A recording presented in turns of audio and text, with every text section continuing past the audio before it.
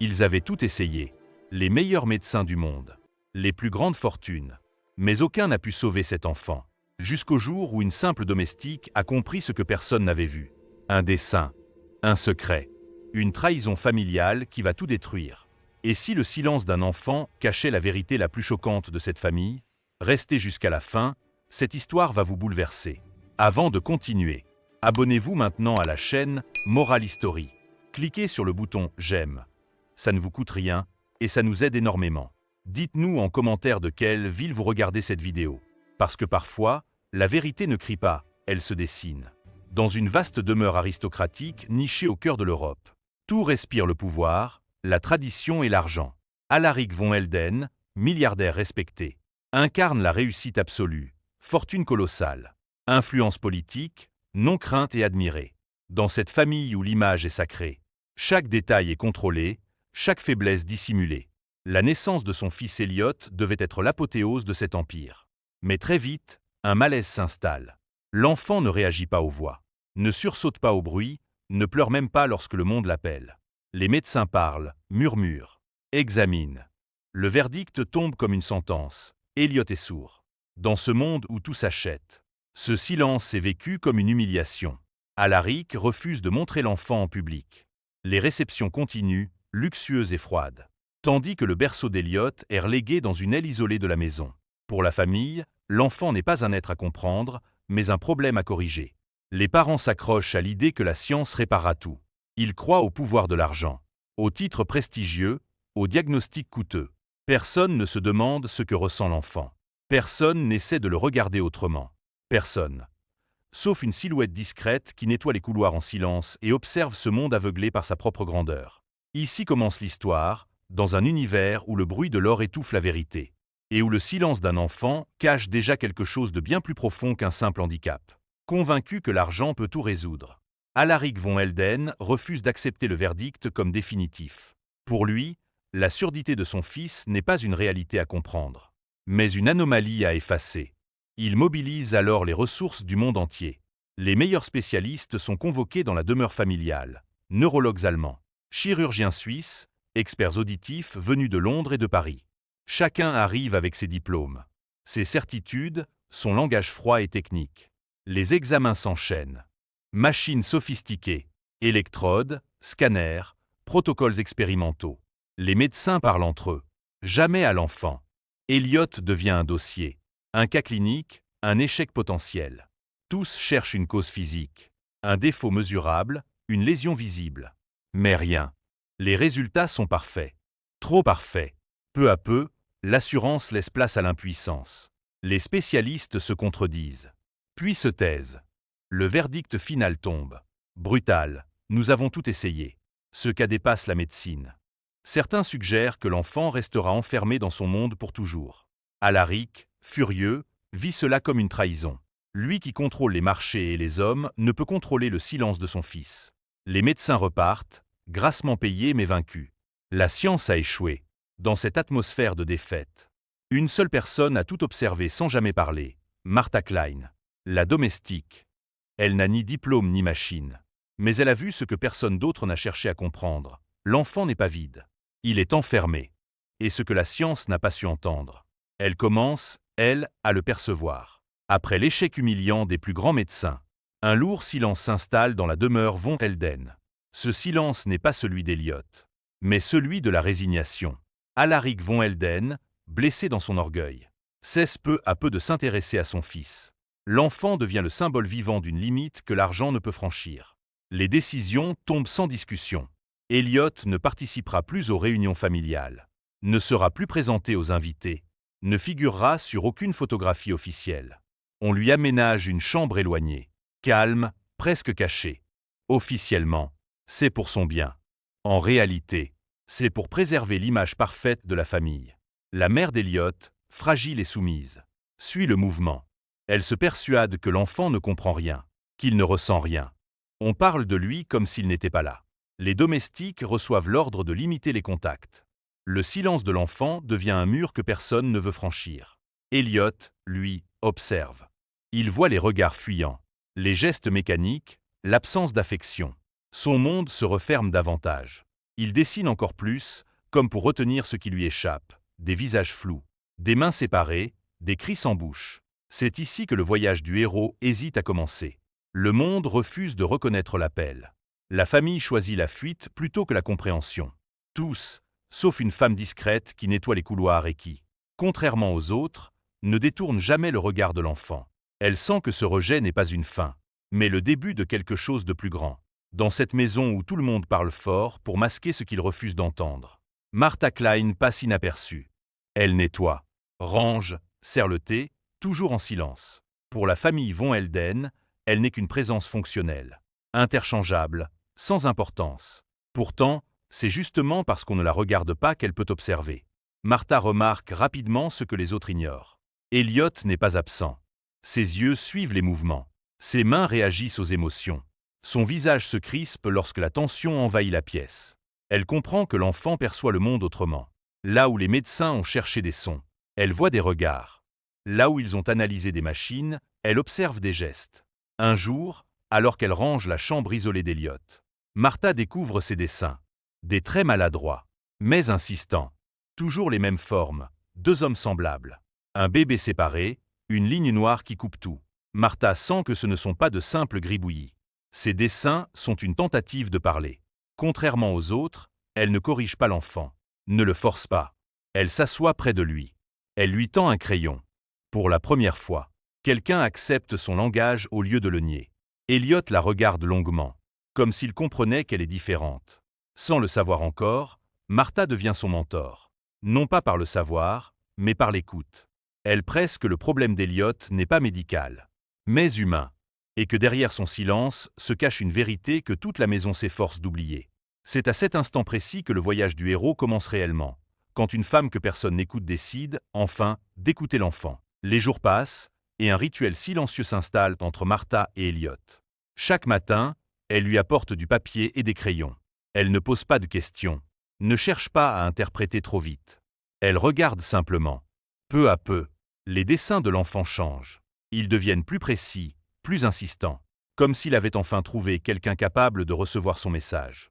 Un soir, Elliot dessine quelque chose de différent. Martha le comprend immédiatement. Sur la feuille, deux hommes se font face. Ils se ressemblent étrangement. Entre eux, un bébé. Puis une main qui arrache l'enfant. Enfin, un symbole ancien, barré d'un trait violent. Martha sent un frisson la traverser.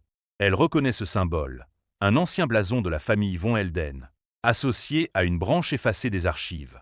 Ce dessin n'est pas une invention, c'est un souvenir. Ou plutôt, une mémoire transmise. Martha comprend alors ce que personne n'a voulu envisager.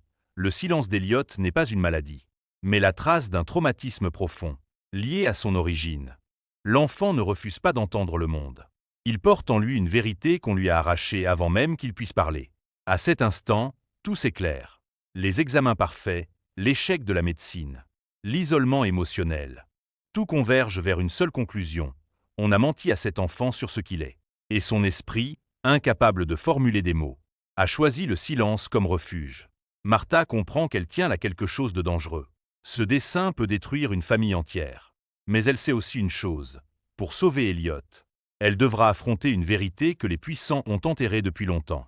Le voyage du héros franchit alors un seuil irréversible. Le secret est révélé, et rien ne pourra plus l'arrêter. Après la révélation du dessin, Martha ne peut plus faire marche arrière. Ce qu'elle a compris dépasse désormais le simple cadre d'un enfant en souffrance. Elle franchit un seuil invisible, celui où l'intuition devient danger. Chaque pas dans la maison von Helden lui rappelle qu'elle n'est qu'une domestique, et que certaines vérités ne doivent jamais être prononcées à voix haute. Martha commence à fouiller là où personne ne regarde plus. Les archives poussiéreuses, les portraits anciens, les lettres enfermées dans des tiroirs oubliés. Peu à peu, un nom revient, effacé des conversations mais encore vivant dans les ombres. Sébastien von Helden. Le frère disparu. Officiellement, un homme instable, banni pour préserver l'honneur de la famille. Officieusement, un héritier légitime éliminé par la trahison. Les dessins d'Elliot prennent alors un sens glaçant. Ils ne sont pas symboliques, ils sont précis. L'enfant a capté quelque chose que les adultes ont refusé de voir. Une séparation violente. Un mensonge fondateur, une identité volée. Martha comprend que reconnaître cette vérité, c'est menacer l'ordre entier de la famille. À partir de cet instant, Elle n'est plus une simple observatrice. Elle devient une intruse. Les regards se durcissent. Les portes se ferment, les avertissements se font plus clairs. On lui conseille d'oublier, de rester à sa place. Mais Martha sait que si elle recule maintenant, Elliot replongera dans le silence. Le passage du seuil est accompli. Le secret est interdit, dangereux, mais irréversible. En choisissant la vérité plutôt que la sécurité, Martha accepte de payer le prix. Le voyage du héros entre alors dans sa zone la plus sombre, celle où comprendre signifie risquer de tout perdre. À partir du moment où Martha commence à poser des questions, l'atmosphère de la maison change. Les regards deviennent méfiants. Les portes se ferment plus vite. Les conversations s'interrompent à son passage. Sans le dire ouvertement, la famille von Helden comprend qu'elle s'approche d'un territoire interdit. Le secret doit rester enfoui, et Martha devient une menace. Les premiers ennemis apparaissent sous des visages respectables. Les médecins, humiliés par leur échec, refusent d'entendre l'hypothèse d'un traumatisme émotionnel. Pour eux, une domestique ne peut pas comprendre ce que la science n'a pas su expliquer. Ils la ridiculisent, parlent d'imagination, de superstition. Leur orgueil devient une barrière aussi épaisse que le silence d'Elliot. Dans la maison, les ordres tombent. On limite l'accès de Martha à l'enfant. On l'accuse de perturber son équilibre. Certains domestiques, par peur de perdre leur emploi, se retournent contre elle. Martha se retrouve seule. Pourtant, Elliot réagit. Chaque fois qu'elle est là, ses dessins s'apaisent, son regard s'éclaire. Cette réaction devient sa seule preuve. L'épreuve est double, affronter le mépris des puissants et résister à la peur. Martha doute. Elle sait qu'en continuant, elle risque tout. Mais abandonner Elliot serait le condamner à un silence définitif. Elle comprend alors qu'elle n'est plus seulement une domestique. Elle est devenue son allié, sa voix, son unique défense face à un monde qui refuse la vérité. C'est dans cette lutte inégale que le héros avance. Non par la force, mais par la conviction. Chaque obstacle renforce la certitude de Martha. Si la vérité dérange autant, c'est qu'elle est réelle. Et désormais, rien ne l'arrêtera. L'instant décisif arrive sans bruit. Comme tout ce qui touche Elliot. Après des semaines d'obstacles et d'interdictions, Martha obtient quelques minutes seule avec l'enfant, loin des regards et des ordres. Elle comprend que le temps n'est plus à l'observation, mais à l'action. Pour la première fois, elle ose lui montrer la vérité, non avec des mots, mais avec ce qu'il comprend le mieux, le dessin. Elle étale devant lui plusieurs feuilles. Elle reproduit le symbole barré, les deux hommes semblables, le bébé séparé.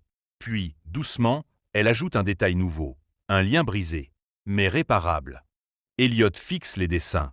Son corps se crispe, ses mains tremblent. Ce qu'il voit réveille une mémoire enfouie, une douleur ancienne que personne n'a jamais reconnue. À cet instant, le silence devient insupportable. Elliot ouvre la bouche. Aucun mot ne sort, mais un son brut, incontrôlé, jaillit. Un cri. Pas de peur, pas de douleur, un cri de libération. Pour la première fois, l'enfant ne se cache plus dans le silence. Il l'abandonne. Martha comprend alors que la guérison n'était pas médicale. Ce n'était ni une opération, ni un traitement, ni une technologie. La guérison était la reconnaissance de la vérité. En acceptant qui il est réellement, en comprenant qu'il a été trahi avant même de pouvoir parler, Elliot se reconnecte au monde. Cette scène marque le cœur du voyage du héros. L'épreuve suprême n'était pas de vaincre un ennemi visible, mais de révéler un mensonge fondateur. En quelques minutes, tout ce que la science n'a pas su réparer est fissuré par une simple chose, l'honnêteté. Et ce cri, fragile mais réel, annonce que plus rien ne sera jamais comme avant. Ce qui devait rester enfermé entre quatre murs éclate au grand jour. Le changement d'Elliot est impossible à nier. Son regard est plus présent, ses réactions plus vives, ses dessins transformés. La famille von Helden comprend que quelque chose leur échappe. Les médecins sont rappelés, les questions fusent. La peur s'installe. Martha sait que le moment est venu. La vérité ne peut plus rester cachée sans détruire l'enfant à nouveau. Lors d'une réunion familiale organisée pour rassurer les partenaires et sauver les apparences, Martha ose parler. Elle présente les dessins d'Elliot, les met bout à bout, explique leur sens. Chaque trait devient une accusation silencieuse. Peu à peu, les visages se figent. Les regards se détournent. Le passé, longtemps enfoui, remonte à la surface. Le nom de Sébastien von Helden, le frère banni, est prononcé. Les mensonges éclatent, l'héritage volé, l'enfant arraché, la vérité maquillée pour préserver le pouvoir. Alaric, pris au piège de ses propres secrets, ne peut plus nier. Son autorité s'effondre en quelques instants. Ce qu'il a bâti sur la trahison commence à se fissurer. Les médecins, eux aussi, sont réduits au silence. Leur science a échoué là où l'écoute a réussi. Martha, simple domestique, a vu ce qu'ils ont refusé de regarder. L'ordre établi se renverse. Ceux qui dominaient sont mis à nu. Ceux qu'on méprisait deviennent essentiels. Ce retour vers le monde ordinaire est brutal. La vérité a un prix. Mais pour Elliot, c'est une libération. Le mensonge qui l'emprisonnait se brise. La chute des masques annonce la fin d'un règne et le début d'une reconstruction inévitable. Les années passent et la chute de l'Empire von Helden laisse derrière elle un long travail de reconstruction. La fortune d'Alaric est amputée. Son nom terni à jamais. L'homme qui croyait contrôler le monde doit désormais vivre avec le poids de ses actes. Mais cette histoire n'est plus la sienne. Elle appartient à celui qui l'a réduit au silence. Elliot grandit, différent, mais apaisé. Il ne devient pas un enfant normal, au sens que la société l'entend. Il reste partiellement sourd. Mais il n'est plus prisonnier. Il apprend à communiquer, à ressentir, à créer. Le dessin devient son langage, puis son article. Là où il y avait autrefois des cris étouffés, naissent des œuvres puissantes, chargées d'émotions et de vérité. Martha, elle, quitte la maison sans richesse ni reconnaissance officielle. Pourtant, elle emporte l'essentiel, la certitude d'avoir fait ce qui était juste. Son geste discret a changé une vie, peut-être même plusieurs. Elle a prouvé que la valeur d'un être ne se mesure ni au diplôme ni au statut, mais à sa capacité d'écoute. Des années plus tard, une exposition traverse l'Europe. Les tableaux d'Elliot racontent une histoire de silence, de trahison et de renaissance. Le public est bouleversé. Personne ne sait vraiment d'où viennent ces images, sauf ceux qui ont tenté autrefois de les faire taire. Quand le monde fait confiance au pouvoir et méprise l'humilité, la vérité choisit parfois la voie la plus silencieuse pour se faire entendre. L'enfant que tous croyaient brisé devient le symbole d'une leçon universelle. Ce que l'arrogance détruit, l'humanité peut encore sauver. Abonnez-vous maintenant à la chaîne Moral History. Cliquez sur le bouton « J'aime ». Ça ne vous coûte rien et ça nous aide énormément.